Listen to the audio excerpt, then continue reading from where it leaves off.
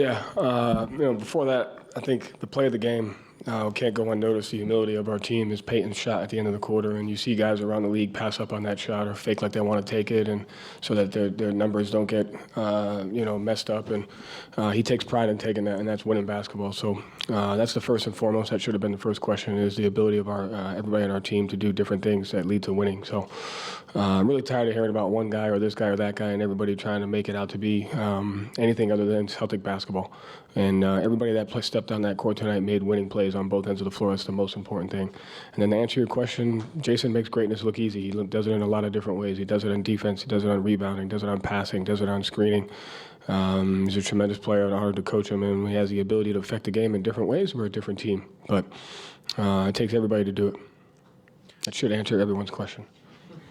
Jake over here on the left side. Joe, that being said, was there an emphasis for Jason to play more of a distributor role tonight? It seemed like that was kind of his personal agenda out there. The emphasis and where he's grown over the last 2 years is to take what the defense has given him and learn to impact the game in many different ways. And because of the type of team that we've had, especially this year, he's seen a bunch of different coverages, and he's seen different matchups because teams have to match up with our team. And so coming into a game, it's kind of similar to a puzzle, and he's done a great job learning how to solve the puzzle and do different things. Tonight, with the way that they were rotating and the way that they were defending, the most important thing was making the right play at the rim, and we were able to stay out of transition because our guys made that. And so I thought he did a tremendous job doing what the game called for. Dave over here on the left. Joe, you guys trailed at the end of the first quarter. Luka had 13. Drew ends up outscoring Luka in quarters 2 through 4.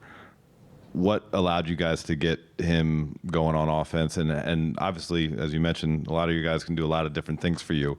But when a guy like Luka has it going like that, how much of a boost is it to get an extra scoring boost from a guy like Drew?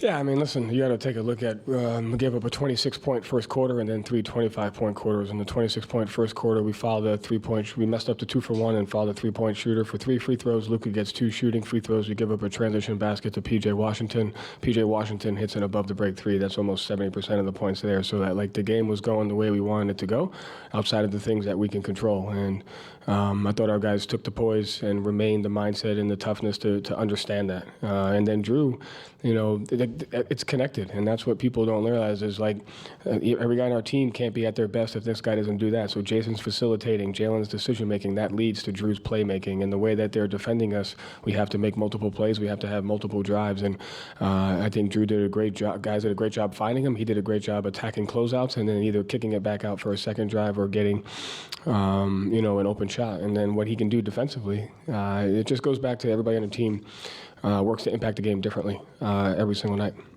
Gary, all the way in the middle. Joe, Gary Wash from Boston Globe.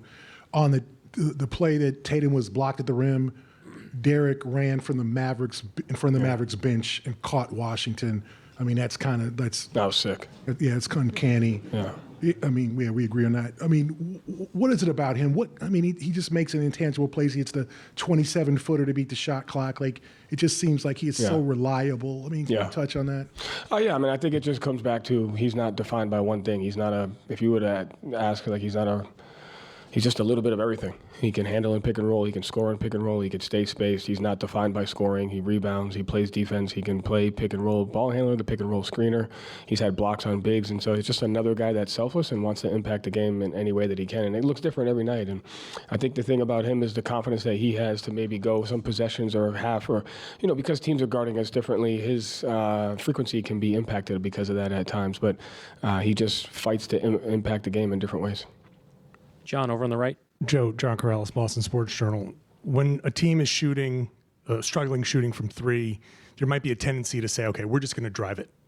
But you guys continued to, when you did drive it, make those right reads despite that. What kind of discipline does it take to not get into that thing of, like, forcing missed layups that you keep talking about that could trigger another team's run, and to keep kicking it out, and eventually a couple of huge threes fall down at the end?